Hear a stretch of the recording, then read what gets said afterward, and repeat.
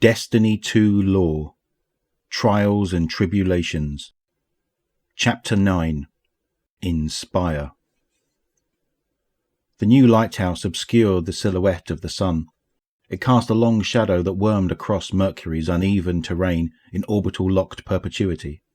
Ships descended, some flawless, others to maintain what fragile holds the vanguard claimed. Rust and sand baked, and distant space was alight with half-earned talk of posterity. No Cabal blemish remained in orbit. No shattered lines rewrote the landscape. There was only frenetic stillness, a discomforting itch unresolved, a knowing inclination that ignorance could not quash. Unity is fragile. Vance stood in the old lighthouse, frantically assembling the infinite simulacrum. A machine formed of bits of simulation seeds and connective Vex architecture to mimic a pocket forest. Textured notes and schematics derived from Osirian lore guided his hand.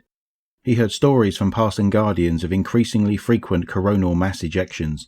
Vast bursts of charged particles whipped into space and furled around a gravitational monster buried from sight and sense in the roar of the star wind. Passage to Mercury had become more dangerous for the uninitiated. These unnatural motions were heralds of speculation, and he had read the signs. He knew the prophecies by heart and mind and intention. Ruin. Something new, and so very old, emerged, brother to a shrivelling star.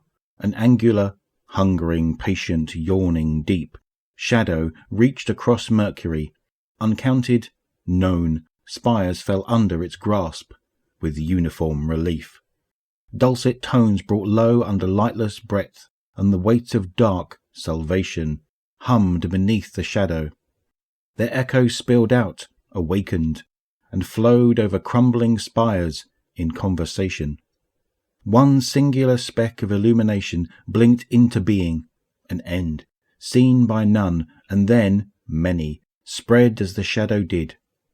The old lighthouse's spires-collective beamed, rose, and flared as shadow overtook it to meet the underbelly.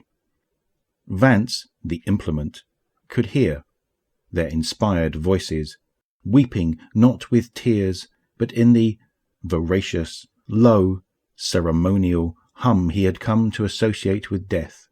He closed his eyes and saw what was to come. This day had many names.